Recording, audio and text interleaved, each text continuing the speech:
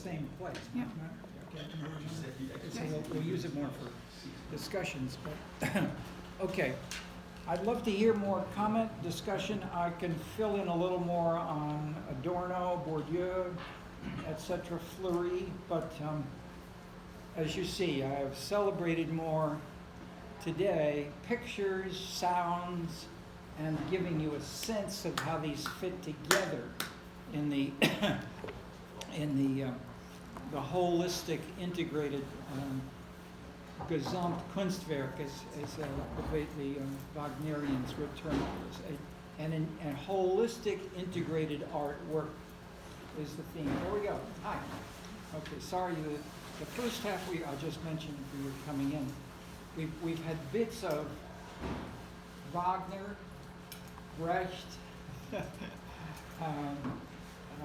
and other controversial artistic performances, and so you can see it tonight or tomorrow afterward, but right now we're going to try to discuss and interpret a little more. Okay, please let me listen for a question or comment from anybody. Help us get started. That is, what holds the pieces together that we have seen? Where are you having connections, or if you see no connection, tell us where and why.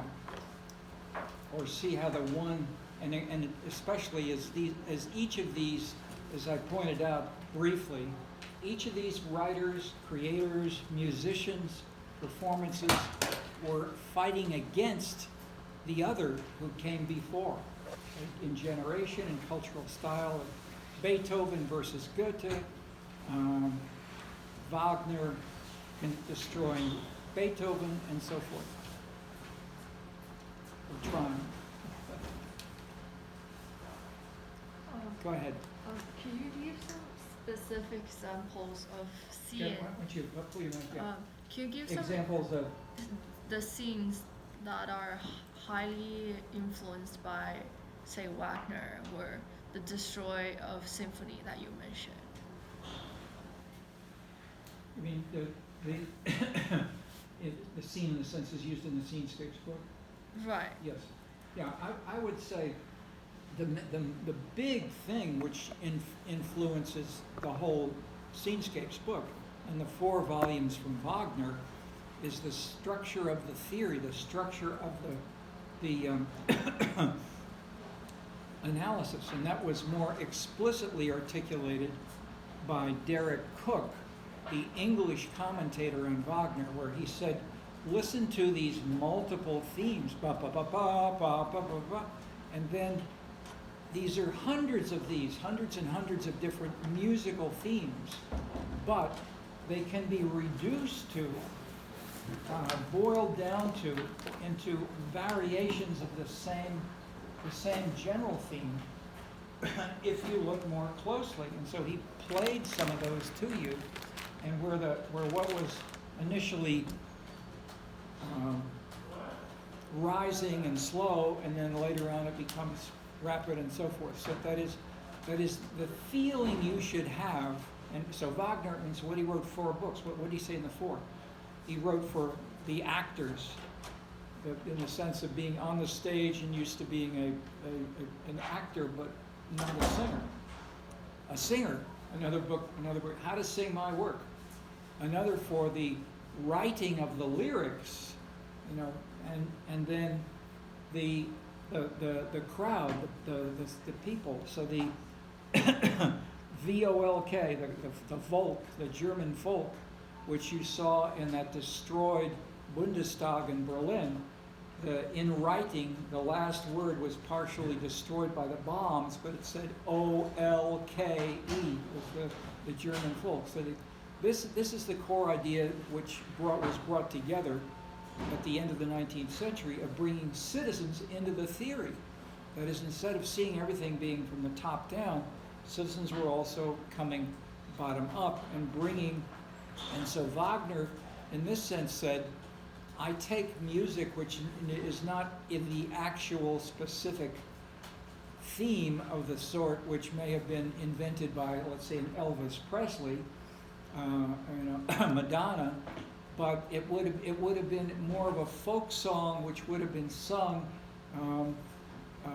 in this case a German local area, but that was his inspiration, to take those, but to transform them into more abstract musicality, a more civilized or more abstract kind of version of this. At the same time, he was also breaking away in that sense, the distinction between high art and popular art.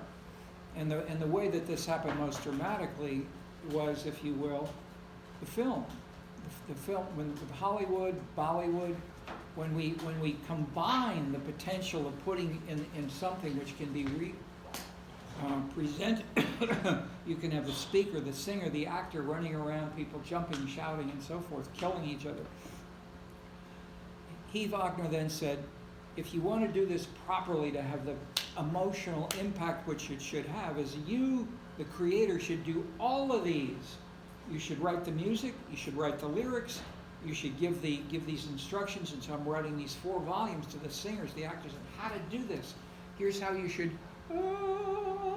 So you said that's what the Italians do. They warble a little bit like this. The classic German singers is it doesn't have variations in that sense. So the people who are excellent experts singers of Wagner usually don't perform any Italian or the serious Italian operas, etc., etc. So that is these kinds of subtleties he got into to try to bring them out. At the same time, as I mentioned, the bigger themes in the lyrics, they're arguing about, is God dead? Should we be spiritually responsive? Should we follow bourgeois lives and not have husbands and wives close to each other, and how close and in what way? This is where we have conflicts among the people in the play itself. And the only thing which makes it clear is that having taken the gold out of the river and gotten it and made it into a ring, or made it into something which will give you power over the world, destroys yourself. You who has gold will in turn destroy you. And that's the same theme in the Mahagoni play of work of Brecht and Weil, that in the 4 men came from Alaska. They come to this little town, and they're there to spend their money.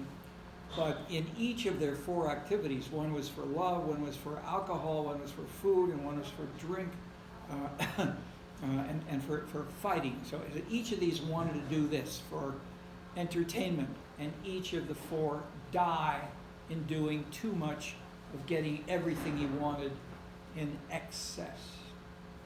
So it's a tragedy in that sense, like The Ring. So Brecht in that, but Brecht as well. So Brecht wrote this did divide the way Wagner did not tell you to do. Should be one person. They did collaborate pretty much on several other things, not several, but 2 of these main things, and then a little bit others. Weil, Kurt Weill, was musically ironic, and what he would do would be to take a melody, and then he would turn the notes upside down, or play them backwards, or do things which are, you have to be very musically sensitive to figure out what he's actually doing. But he would then mix into this jazz, different kinds of American classic, in that sense, more true popular music in performed by American clubs, as in Chicago, mixed in together with things which are ironically transformed Wagnerian music. So, the point of these is these things are mushing together. How can you mush together? And why I'm talking about this explicitly? Because life has become more like this. This was less. That is good and bad in the Hollywood movies of through the 1950s and early 60s. You have a good and a bad. The sheriff and the burglar. You know, the guy who robs the bank, he gets caught, he goes to jail. I mean, those were the Hollywood themes and style. How did it change? Anybody who's a cinema historian or what changed in 1968 for the American film? 1968 was a film called Bonnie and Clyde. Anybody seen Bonnie and Clyde? You know about it? 1965? Just a little louder? Wait, I can't quite hear you. No, it's fine. Yeah, okay. Oh, it's 1967, Bonnie and Clyde. 67, okay, I thought it was 68. All right, pretty close. Actually, what I sometimes do, and let's give it a try. Can you, on one of those, are you with your computer? Can you still use that? Yeah. Can you try let's show a little bit, and we don't need to have them talk much, maybe a little bit right at the beginning, but then we can let it play while we talk, and we're going to be in collegial competition with Bonnie and Clyde. So it's going to play, and you can see them at the same time that we can be talking with ourselves. And if we just want to keep looking at the picture, we need more good ideas for us here. Okay? So keep that in mind. We're gonna put on a little show together, and we're gonna try to catch up with Bonnie and Clyde. Okay. There's these like specific scenes on YouTube. Should I just play anything? No, right. Say right. Well, if you could see the whole film, that's fine. If it's in bits, just play some bits from it. Then that's fine. Either one, please. That would be great. Okay. This is 67, 68. Back in the 30s, when the New York cartoonists invented the superheroes, and we had people like Brecht, and I mentioned last time briefly Prokofiev. Smart Europeans can't let. CHI.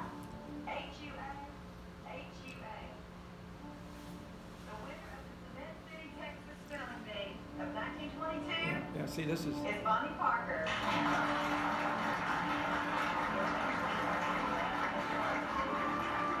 Where's my underwear? Damn it, where's my underwear? Why? Because I've had it with you, Bonnie. Wait. You think you're better than me and you're not. I don't think I'm better than anyone. I just want something better for the both of us. Push.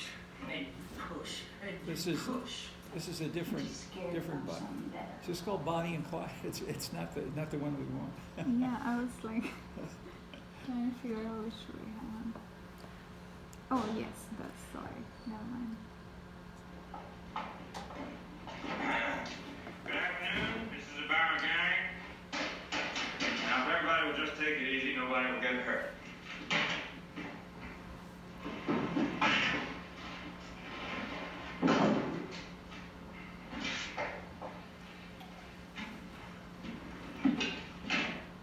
Is that your money or the bank's? Mine. All right, you keep it.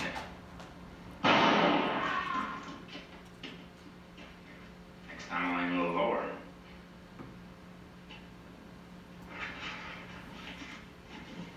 All right.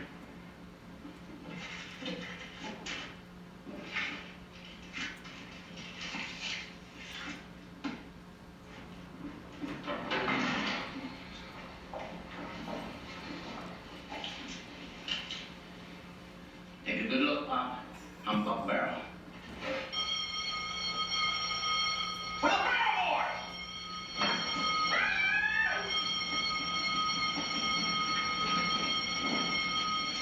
Happy birthday, hon! Okay. keep playing a little more, but let's turn down the volume. And this is this is their business. They rob banks, and this was true life couple. This was in the newspapers in the late 30s. Everybody was watching. Are they still alive? And they went back and forth between Texas and Oklahoma, especially nearby there. I think you got it. Very good.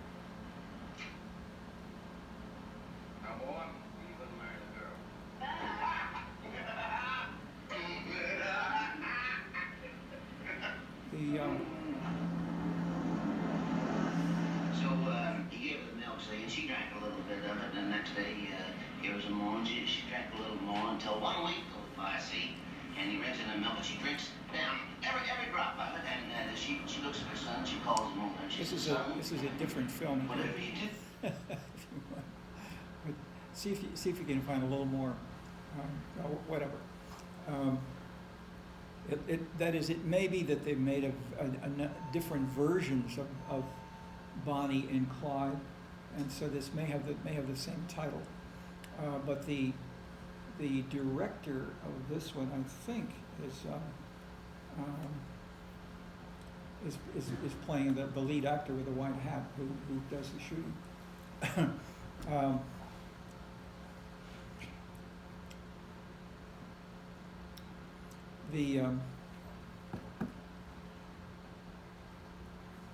Let me join that with my anecdote.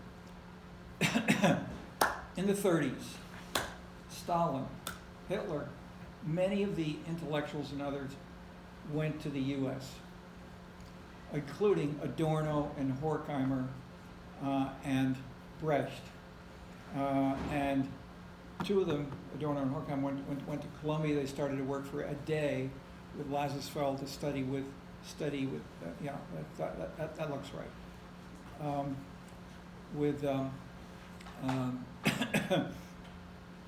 And they disagreed with what Lazarsfeld wanted, and they went to Hollywood.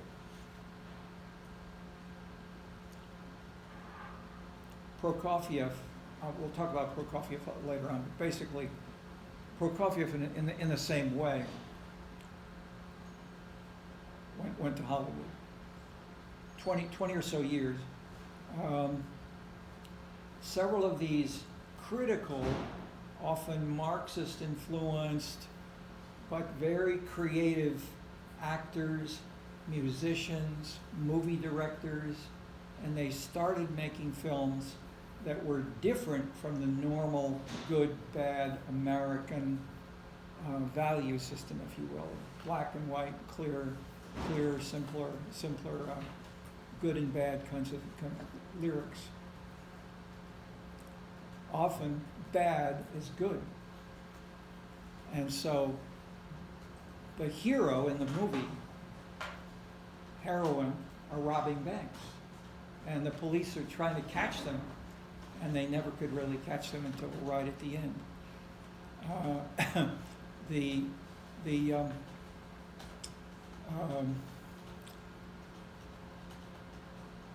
The films which were created starting in the 1930s were labeled only in the 50s by the French commentators, the Parisian groups watched all these Hollywood films and they wrote about them. But they saw, like what I've talked to you a few times about, the Parisian theorists add a lot more than what they seem to have been doing in Hollywood. But more specifically, when they made new films, including one or two by even who worked on the screenplay, William Faulkner, the leading American artist, worked for Warner Brothers, and the Warner Brothers president boasted that he was paying entry-level wage to the lowest level as a playwright and screenplay writer for the most famous American novelist. who was William Faulkner, and he did that several times because he ran out of money. He didn't get any money that was significant from his books. So he'd go to Hollywood, and then he'd rewrite some of these other plays, and he actually wrote one or two that were made into a film. But the point is, he did work on some of these, on things which he would bring out the complexities and the subtleties in ironizing what the normal interpretation would have been.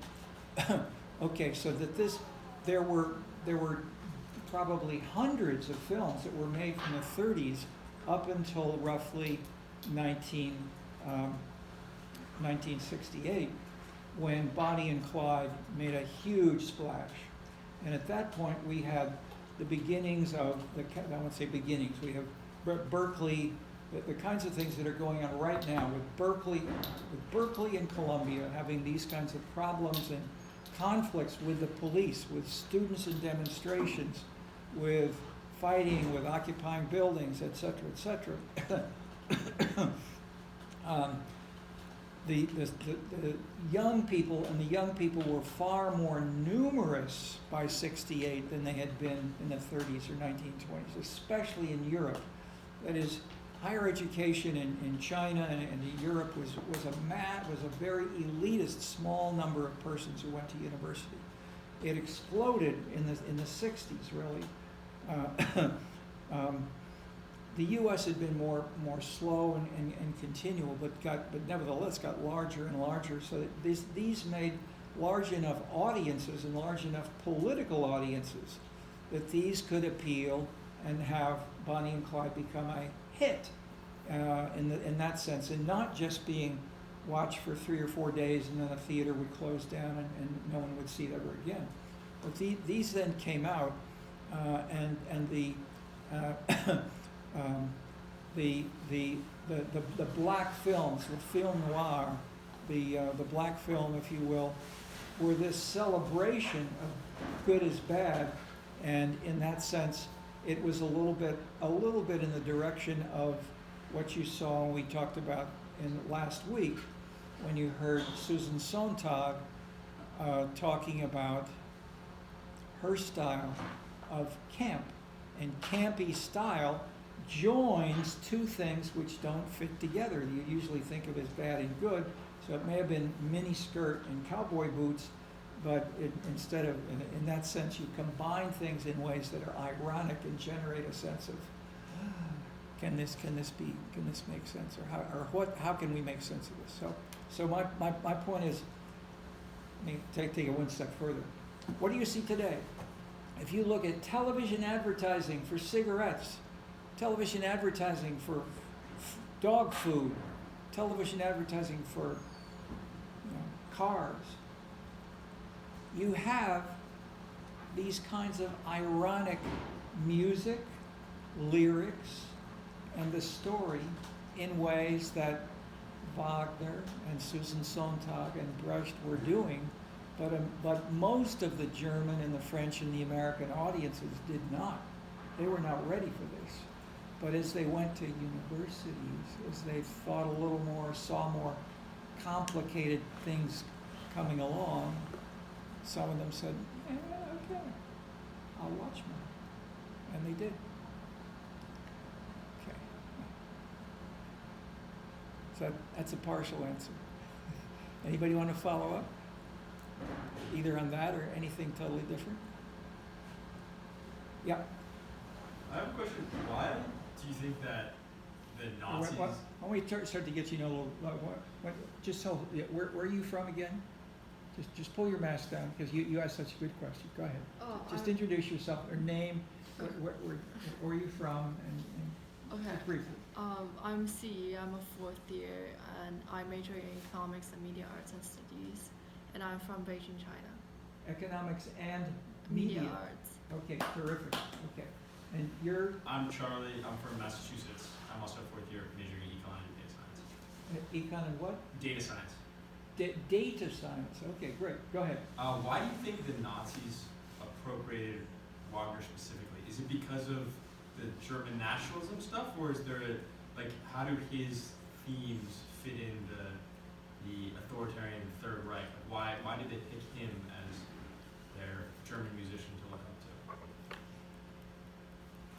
the theme of the In the Ring really come from, and he wrote about this in detail, traditional Germanic stories and stories, and these were, and then he went and then would talk about Aryan, and the obverse were the Jews. The Jews were too ironic. They were not nationalist, identified with a particular. I mean, Hitler used the term in Blut and Boden, not just Hitler, but it was used a lot in those terms, that we want to have blood and soil together. And in a sense, I pointed out, Putin and the Ukrainians are talking about this way now. Whereas the conception that we'll read elsewhere, I'll say, the other extreme conception is articulated by Seymour Martin Lipset. He has a book called American Exceptionalism. Okay, American is an exceptional country and shared a little bit with Australia and Canada in the sense that people are immigrants. You have people from Poland, they come from Italy, they come from England, they come from Ireland, and so forth, and their soil and their blood, in the sense of their genes, of their bloodlines of the family, may have been more integrated and holistic and specific to that particular area in Ireland or in China. That is, that there's a book on the counties of China. I think there are roughly 3,000 counties in China, and there have been studies of epidemiology, and people have been eating the same food for hundreds of years, often in the same specific. Some only have fish, others never have fish, and they have only vegetables. Others have meat and so forth.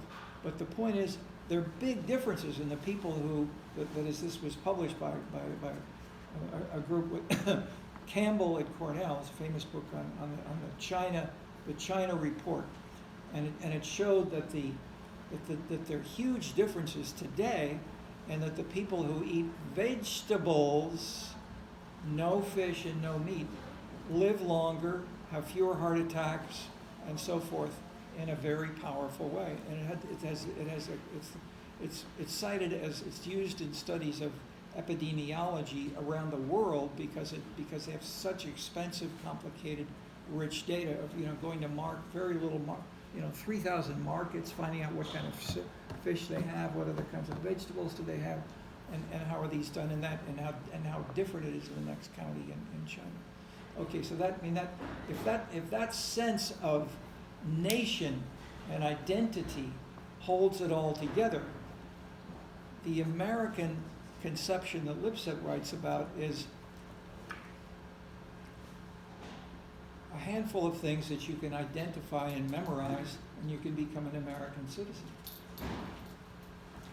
Whereas in France, at least until recently, if you came here from Morocco and Algeria and you came to France, you could never be a French citizen.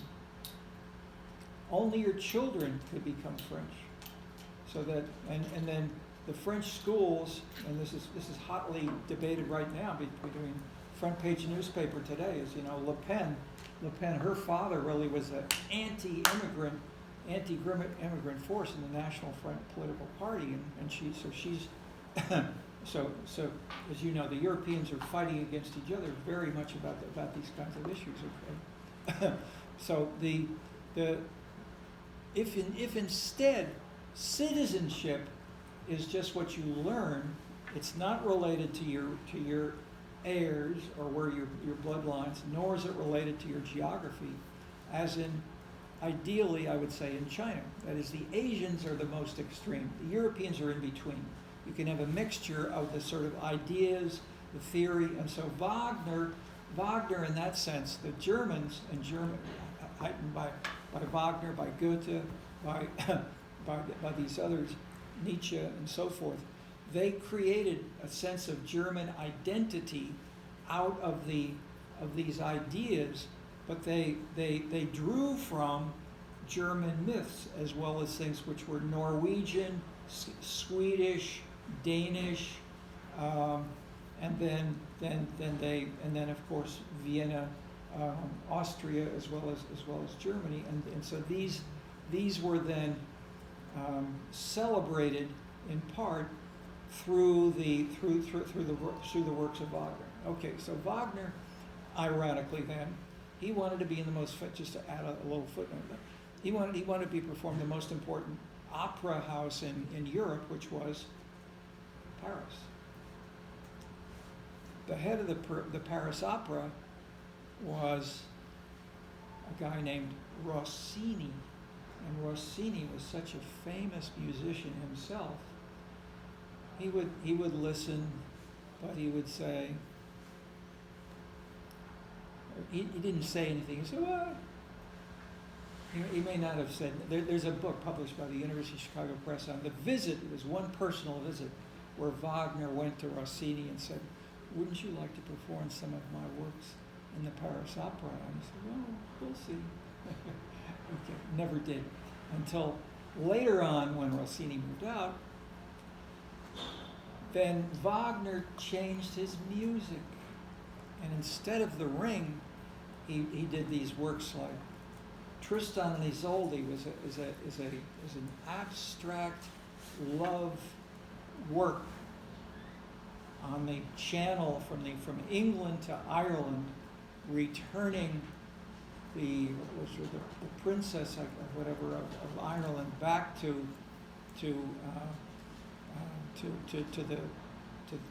home. I won't go beyond that, except to say that that music has been celebrated ever since in performances around the world, where two lovers often go and listen for many hours. Can you, if we gave you a flavor of give them a flavor of Tristan and Isolde just in the background, if you give that a little bit.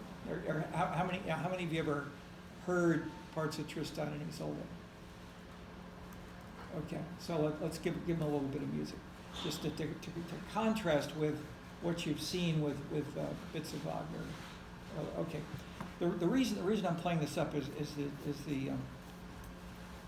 the main reason I'm playing this up, and I never talked about this stuff before a few years ago, because these were not so important to understand what's happening right out this window.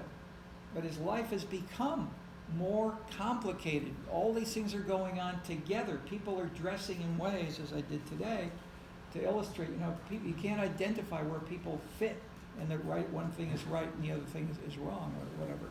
And so, to see where and how these join, Wagner's new music became celebrated by the leading intellectual in Paris at the time, who was Baudelaire, and he started a journal called Wagnerian Studies and edited a journal for several years. And so okay.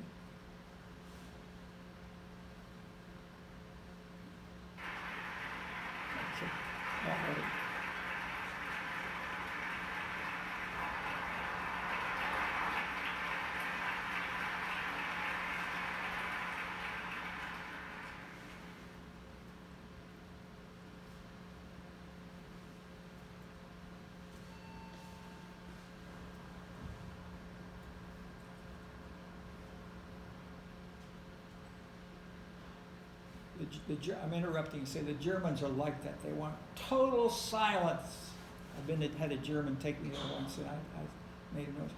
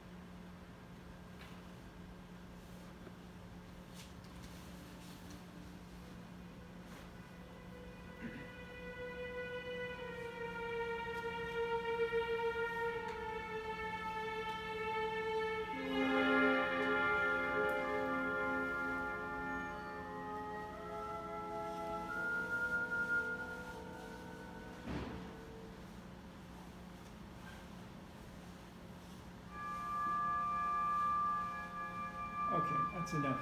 You get the flavor. Totally different kind of music than we saw before.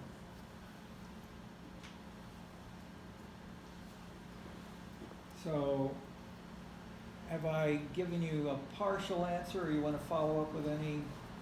Yeah, I think that makes sense. The nationalism aspect is And well, sorry, one more footnote to try to, so especially as I'm wearing this outfit. I mentioned Levi Strauss as the leading writer on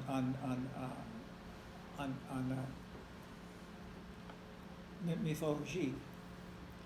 Second, the conductor of the performance we saw, where Brunhilde came down with those steps and sang, leading her Valkyrie.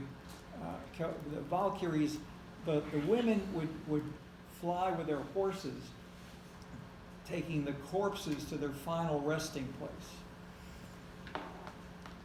The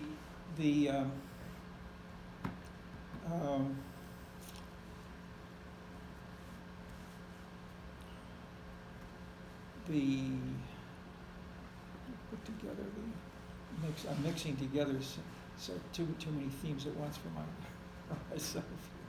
So I'm mixing the Tristan. Okay, the anti-Semitism with the as soon as World War II began, in some of the musical circles in the U.S., some of the music groups would say, "We're going to stop performing any Wagner."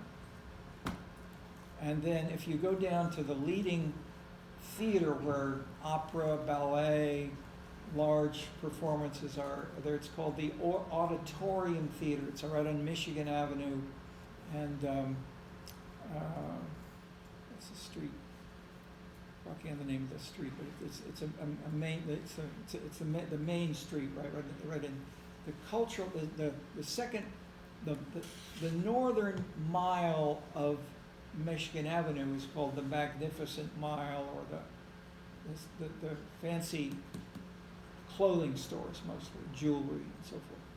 The southern mile of Michigan Avenue is called, since Mayor Daley too, the Culture Mile.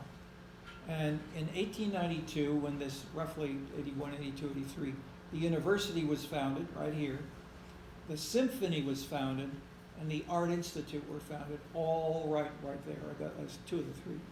Hyde Park is an exception. And this was done to try to build a new image of Chicago. And they had little pictures of Rossini and Shakespeare and others surround the stage up in the front, and they have the names under several of these, or all of them, except for one. And his face is still there, and you can tell that it's Wagner, but the name is gone. Okay, so the music has been considered, because it was embraced by by Hitler. Many of the musicians, I would say many of the popular, many have said never. So in Israel right now, it is illegal to perform Wagner. Okay, so Daniel Barenboim, who was a cosmopolitan Jew, he lived especially in Argentina. He lived he was music director in Chicago for 10 or plus years. He was a music director in Paris for a number of years. And now his son is the director of a symphony in Israel, and he was invited to perform at a major celebration in Israel, and he said, I want to perform Wagner. I said, oh no, you can't perform Wagner. So what did he do? Everybody came, and they were waiting, and he played Wagner. So it was a scandal to perform this within Israel. There's a whole book about this and the reactions And so he said, listen, this music is so valuable, so important. You are just being uncivilized if you don't let the Jews hear the actual music of these many different sorts. So, but I'm making the point visibly, which is in the Alex Ross link, goes into detail. There's a long section on Nazism and the Germans, etc. Of where that these are not denied, but at the same time, there are plenty of philosophers and others who will say, pay attention to the ideas that these are things which are part of our history, and not to simply deny it altogether. and there are plenty of these, and so Woody Allen had one comment was, I can't listen to too much Wagner, or I feel like I want to invade Poland. So if the music can actually do that, then that's dangerous. But that's different from that. But that's pretty far from what you heard. It's the opposite. Okay. Follow up. Go ahead. Two hands. Yeah, ladies first. Yeah. Yes, please. Okay. So not really a follow-up question. I just want to ask, like, how Wagner is connected to Adorno and Hochmeier reading. Yeah, a little slow. How Wagner is connected to Adorno. Wagner. How Wagner is connected Wagner to Adorno. is connected to Adorno reading, because I think according to Adorno's cultural industry, I mean, in the form of Wagner, it's like all of these variety of fluidity and elements, they are like used to configure it as predictable patterns or styles. That could be a classical example of cultural industry that we are doomed. We are under this rationalized, commodified structure. But when it connects to, I mean, it could be the same applicable to scenes. If everything is identifiable as a type of lifestyle, it's quite similar to Adorno and Hochmeier's readings cultural industry. I mean, the style has already existed as a rationalized aesthetics. But at the same time, you just mentioned, like, there's lots of uncertainty existing, so that could be something like just in conflicts or against the Adorno's reading. I mean, so how to understand Wagner, like, in connection to this reading? Okay, thank you for raising that. I'll tell it first as a story, and then we can elaborate as much as you want. I was a student of Adorno in Frankfurt, and he said one day, you were here and you felt the boot of Hitler, and you know how bad it was. Horkheimer and I went to America, and it was worse because those people didn't realize that they were smoking cigarettes, drinking alcohol, wearing these small bathing suits, and so forth. Okay, and that's enough. Okay. How interpret that sentence, or those sentences I gave you from Adorno? What theorist does that come from, and why? Marx. Okay. A good part from Marx, but did Marx talk about advertising specifically?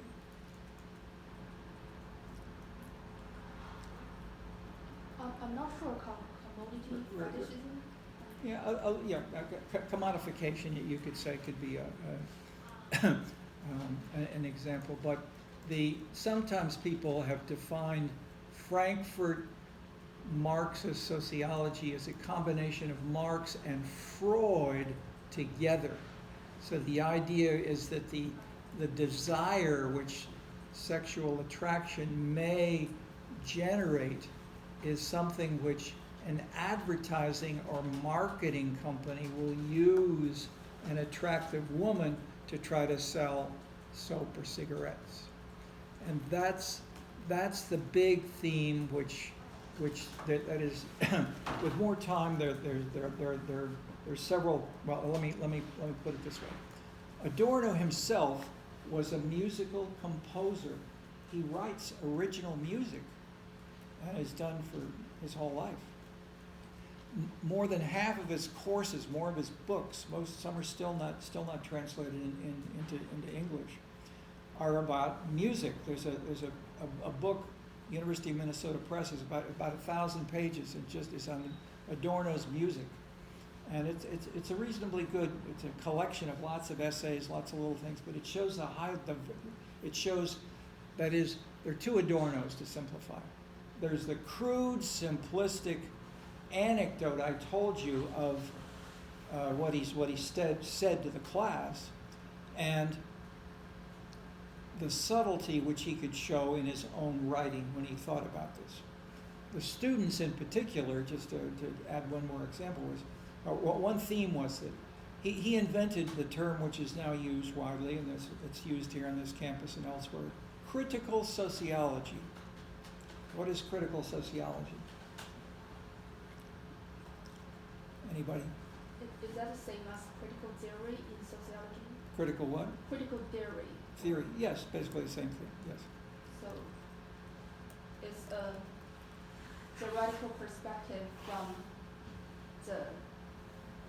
to challenge the existing discipline.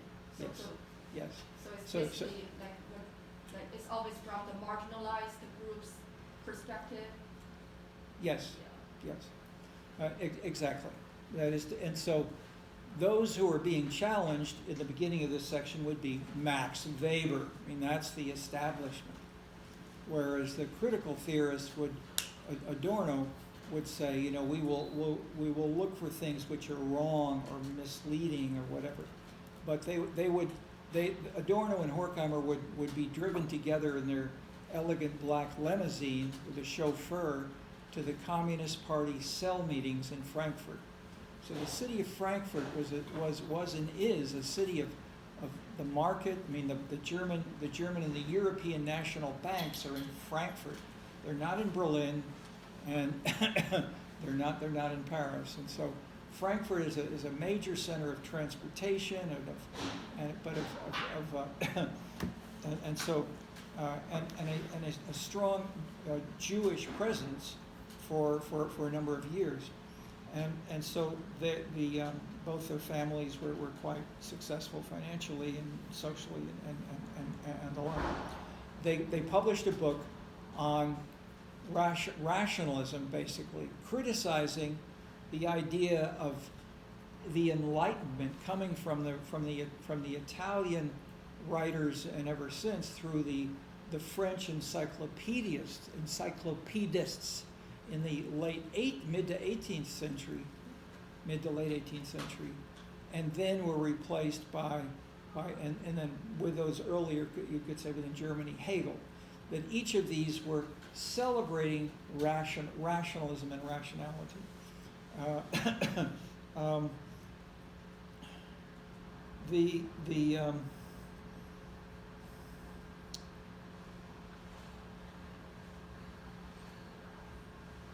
How did rationality and a more relatively dry Marxist analysis connect with the citizen? This is what Adorno and Horkheimer, did, was to combine Freud and to try to say that if we try to induce people who want to do something, you use advertising. So you try to sell the car, you sell the cigarettes, and so much that you can wipe out what's in people's minds, that you shouldn't smoke or you shouldn't waste money on a car with big fins on it and so forth, which was going on at the time when they were writing. So the point is, I would say it is the essay which we have it on our reading list because it is widely used in courses still today, but it is in terms of the subtlety, it's crude stuff. It would be what Adorno himself we'd call in German kitsch, K-I-T-S-E. I mean, kitsch is sort of, bad. So he would use, and so one of his themes, for instance, was that any kind of mechanical reproduction is kitsch, bad stuff. Whether it's a film, as from Hollywood, or vinyl records, or things that we listen to, we play here in Bonnie and Clyde, or we play we have a performance, as we did for a little bit. All of these are mechanical reproduction. And so Adorno said, if we only want to have the true aesthetic subtlety of an artistic performance, it must be in person. And so in that sense, as I said, the Germans have everything very quiet before they start, before playing. Okay, the people have fought with him on that, including students. I don't want to go too much on this, but just a flavor to get some of the diversity of. I don't want to leave you with just this essay. I want to give you a flavor that Adorno was a brilliant person, but he had some very wild ideas as well. One more. The students said, you should be here. This was in the 60s and 67, 68. Now, I went to some of his lectures as well in Berlin.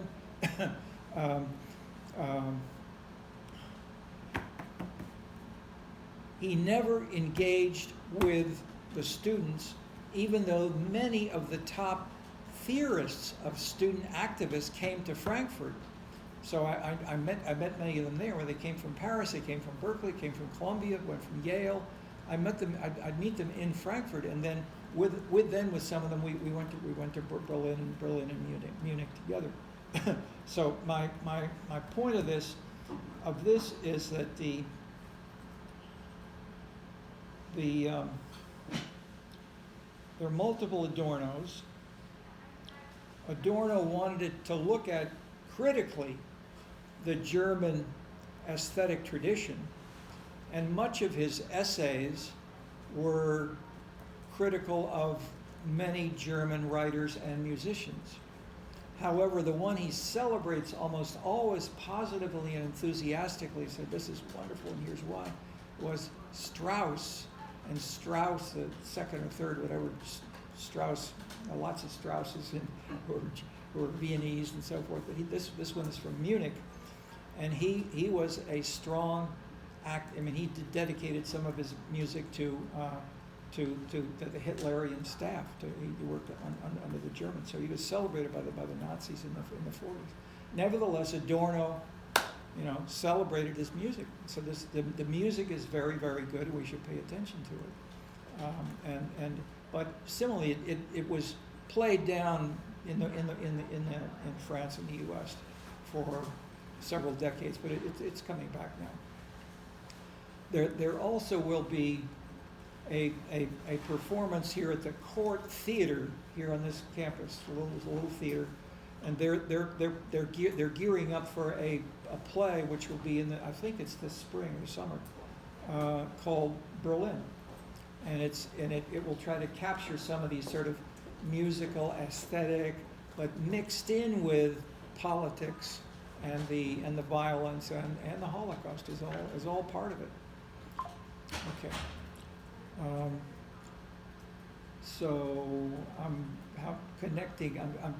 commenting on Adorno with Wagner and pointing out to the subtleties that you can try to find a black and a white story to label them with, but they don't fit easily. Yes? My name is Devin. I'm a first year studying econ and maybe public policy. So this isn't really a question, but I just want to get this right, because I was thinking about how all these documents and performances would fit together.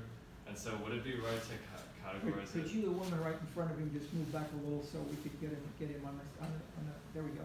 Yeah. Okay. I guess would it be right to sort of categorize it this way, that Wagner is like an example of how culture and the arts can be a very emotional thing, and like how Fleury said in his document that culture can influence people, and so then with these theories, it becomes about like who gets to control this kind of power that culture has. And in Adorno, he says that that that culture can be controlled by like the state or businesses, for example, to kind of create this identity, this singular identity of what people watch, of what people wear as clothing.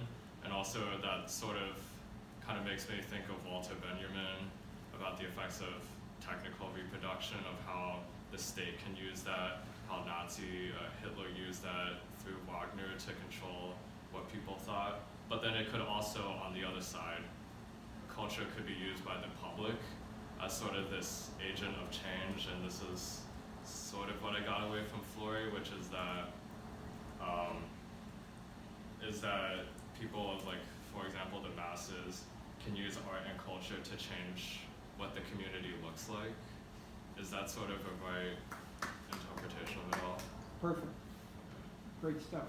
Yes, but thanks for bringing that up. Let me add. I'm giving you often some subtle. Let me give a simple. It's the only thing that has 2 stars next to it is Fleury. Fleury. This is an English summary of 3 books in French, and I got to know him very well. He's a brilliant guy at this stage.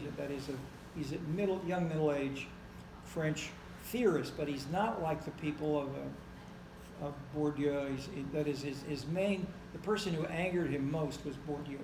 He could see. He said, when I see this stuff, he's deceitful. It's not science, etc., etc. So the big point, and why is Bourdieu wrong? Bourdieu is wrong according to Fleury because Bourdieu is saying the data imply that the rich are rich and the poor are poor, and that never changes. There is no social mobility of people going up or down in terms of occupation leading you to rise. Whereas the sort of the American ideal of the Horatio Alger can, if you work hard, you can rise economically and socially. And so in that sense, the idea that the French or the German or more widespread European continental image through much of the 19th and 20th century was, this is a more stable society, had a feudal background, we had an aristocracy that kept these social classes more distinctive. And so what Fleury highlights in his 2 big books are how 2 major, the most important institutions of their type in Paris at the time that Bourdieu and he were writing one was called the TNP, the Théâtre National Populaire, and the second was called the Pompidou Center, or the name for the president of France, Pompidou. Both of these were created attacking the established culture of France. So the first one, the TNP, was created by a Marxist who was a follower of Brecht, who really was the French version. I saw it first when I was a student in Paris. I said, wow, this is amazing. And then I looked further, and I found it comes from Brecht, it comes from Berlin. So the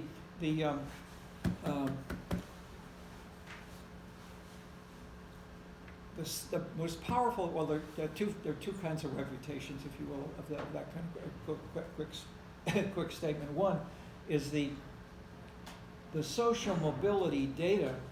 Or let me back up to Bourdieu.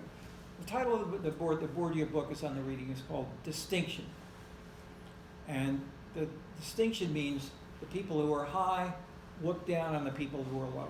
Whether it's in income, it's in education, which is in how many generations they've been in the town or whatever. But basically, he then adds conspicuous consumption, that the upper status people use their knowledge of culture to perform or play music or dress differently or buy a big house or a big car, to conspicuously demonstrate that they are affluent in their high status. Okay, the conspicuous consumption term comes from Thorstein Veblen, economist here, that just when the university was being founded, and Bourdieu has this. It's one of his same basic ideas. Okay. What Fleury adds, which is new, is to say, he has a big fat book where he's gone in the first of the TMP, and then the next one, he did spend hours and hours and hours going to these performances, walking around, seeing what's happening, what are people saying, what are they talking about it, and so forth. And what he found a number of times, and having the powerful impact which these two institutions had, was that people would say, quote unquote, "It changed my life. Art was so important. By looking at that picture or going to that movie, it changed my life." Okay, that refutes Bourdieu. You don't change your life if art can have that impact. So Fleury is saying, let's look and see. Maybe sometimes you will come to a background which will teach you from a young age, and you'll always do the same thing as your parents, the same kind of music, but other people will react against their parents, or they may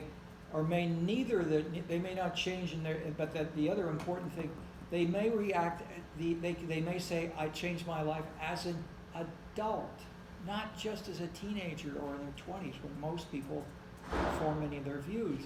But if people say this in their 40s and 50s, that's more powerful. So then he goes through in the book to try to say, let's look at the kinds of institutional arrangements which may heighten the ways in which people can be emotionally engaged and aesthetically and intellectually engaged. Okay, so Fleury, I'm then commenting on Bourdieu, on the Parisian situation, on an aesthetic level, on a more scientific level, if you will, with lots of numbers. There's a ton of work by Wisconsin and elsewhere. Blau and Duncan is a famous book. All of these document the amount of mobility which is going up and down.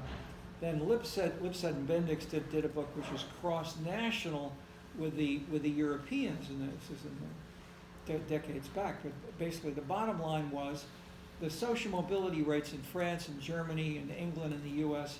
were about the same as in the U.S. That is, the Horatio Alger view that Americans are much more socially mobile was wrong. It's about the same as the Europeans. So there are lots of studies which then try to study, to quantify this or that, and to look at where and how much, and there are many journal articles on this, but the simple story, and that this is the first book of Bourdieu and Passeron called Les Héritiers, but there's no mobility is basically wrong. Okay, so follow-ups on any of these. Thank you for adding that comment on and bringing in Fleury.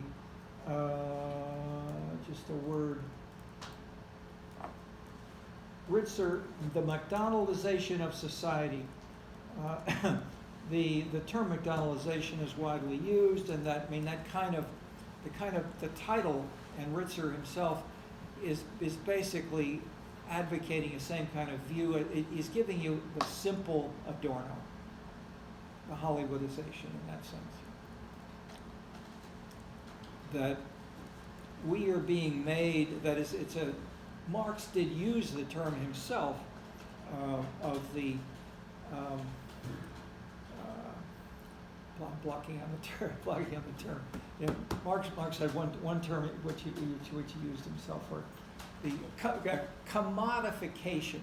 The commodification of food is to just lower it down to a hamburger, a hot dog, a French fry, and a Coke, and that's food.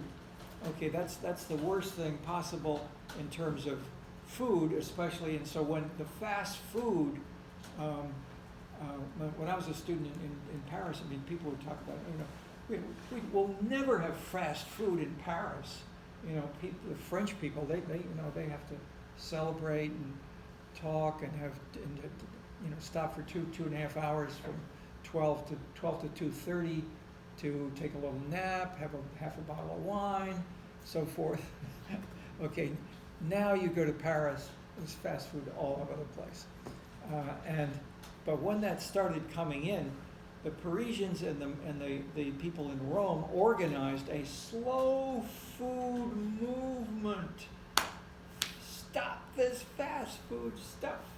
And so these are still websites, and you have this also inside the U.S., celebrated especially in places like Berkeley or Seattle, or between Seattle and Berkeley. There are a lot of people who left New York and Dallas, and they went there, and they grow very, very fresh beans and corn and tomatoes, and they take them down to the best restaurants in San Francisco, and so forth. So the commodification is one theme of critical sociology, and we'll get to that section later on when we'll go and we'll see Edward Shills, the same Edward Shills whose photo you saw, who studied the German army, and it didn't really work the way that the Americans thought the Americans and British bombers thought they did. But we'll get to that on another aspect of Adorno.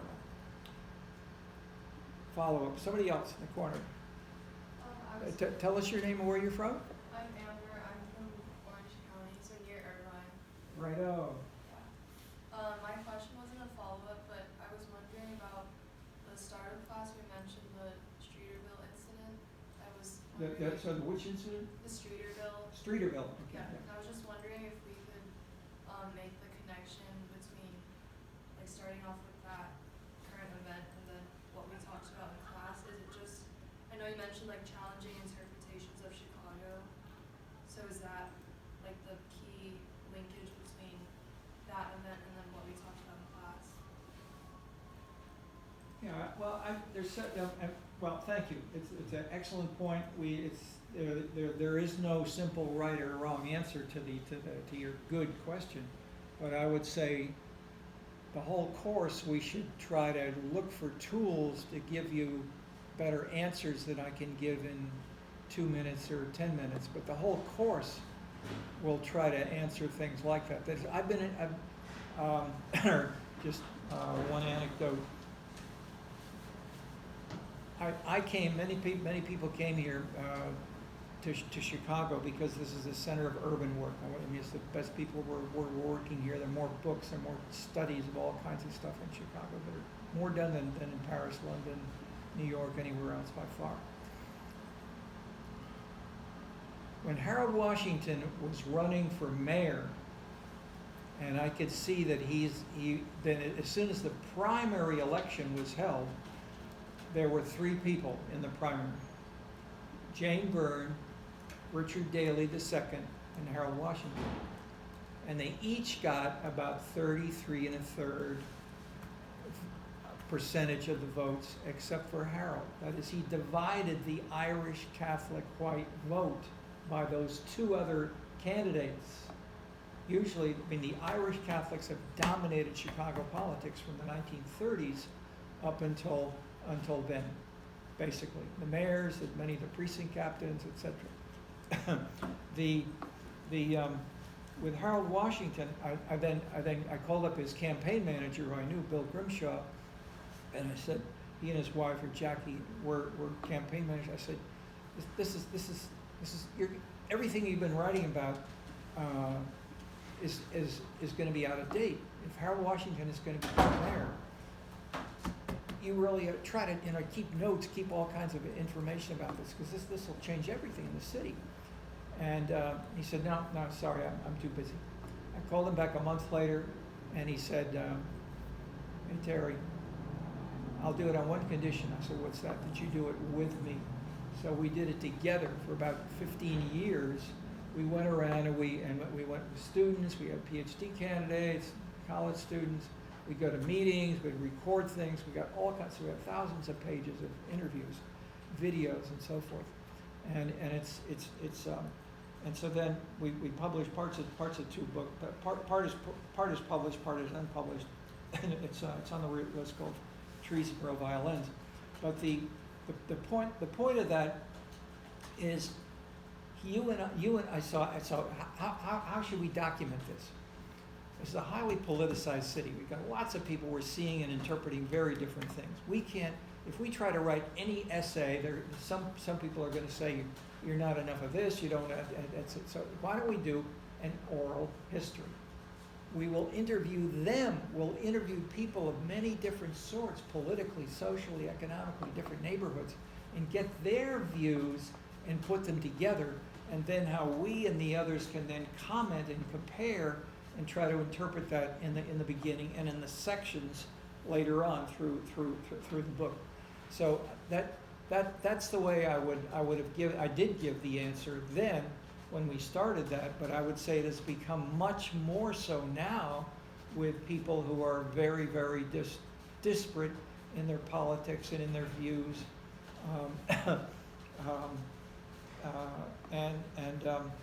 I've been doing this since I think it was 1982. So that's 40 years.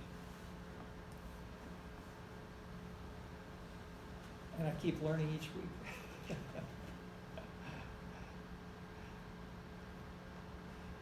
One simple anecdote analogous to the Adorno comment.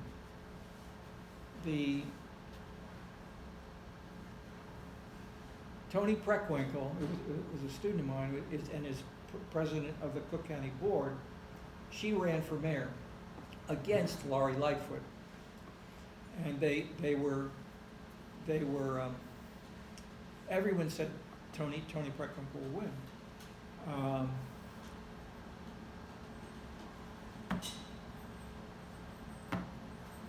Laurie Lightfoot won. She was very I want to try. I'm trying to. I want to get to the bottom line quickly. The next election, Laurie Lightfoot ran again for mayor, and she lost. And our present mayor, that neither one of us had more than 50%. So I think there were 3 or 4 candidates. So they divided the vote. So they were in the second round, between the first round and the second round, in that second election, second election of Laurie Lightfoot, she ran against the leading candidate was endorsed by the police. So the police and he had been the superintendent of the Chicago public schools. So the schools and the police, and they were basically backing him, and he was trying to articulate his perspective.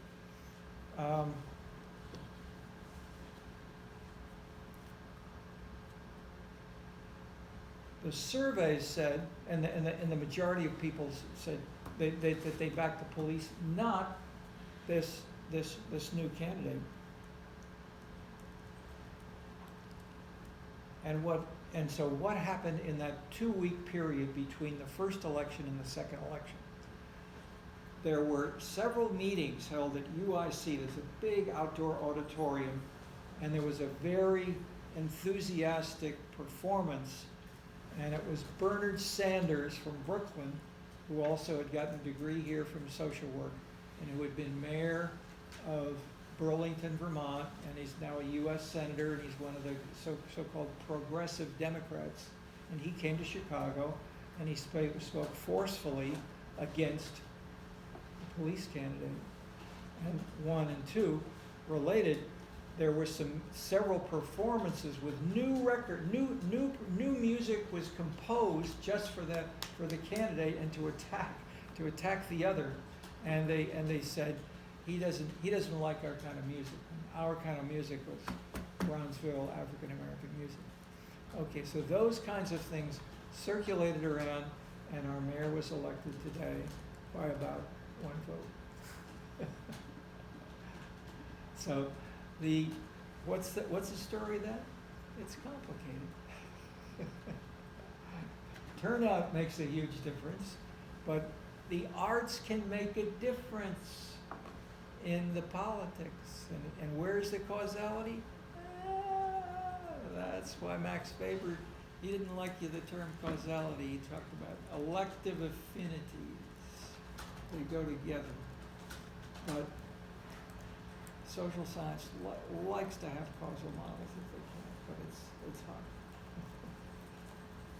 hard. But what you can do then, if you have, well, we have a section on that down below on chicken and egg issues of causality, because this is not just for social science. This is for biology and medicine and lots more. Who else has a comment, suggestion of any theme?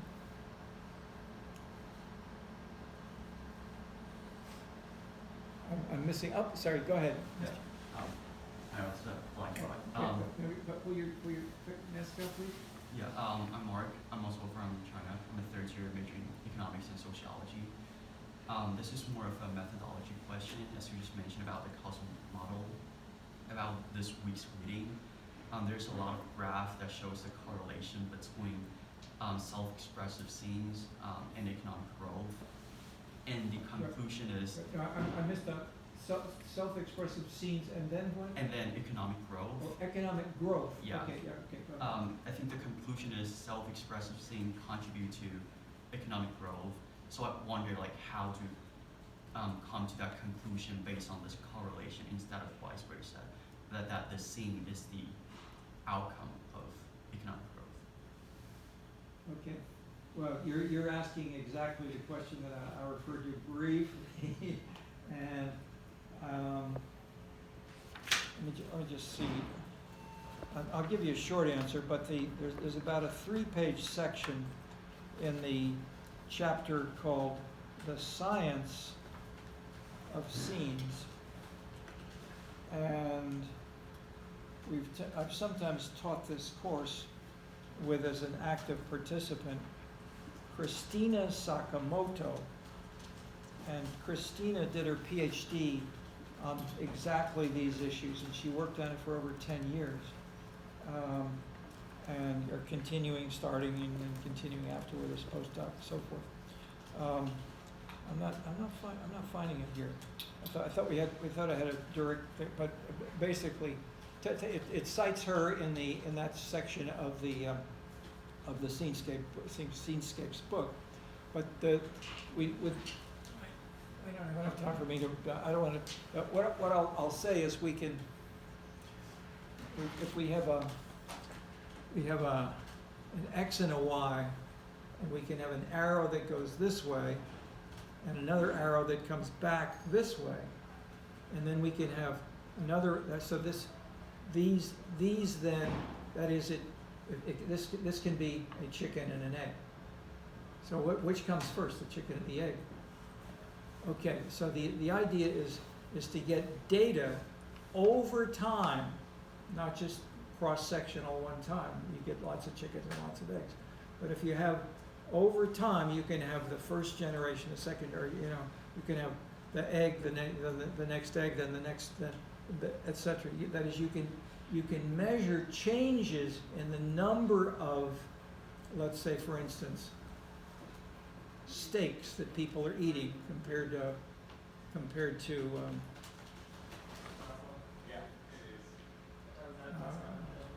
the vegan diets.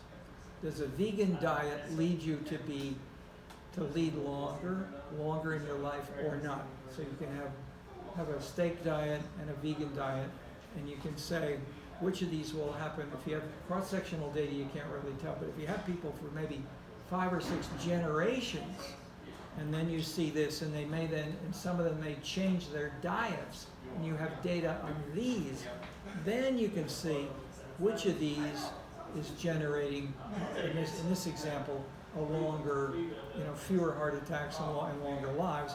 Or in the same manner, what she did was to analyze arts jobs. If there's an increase in arts jobs or an increase in non-arts jobs, which came first? That's the bottom line, quick version of that. Sorry. Okay.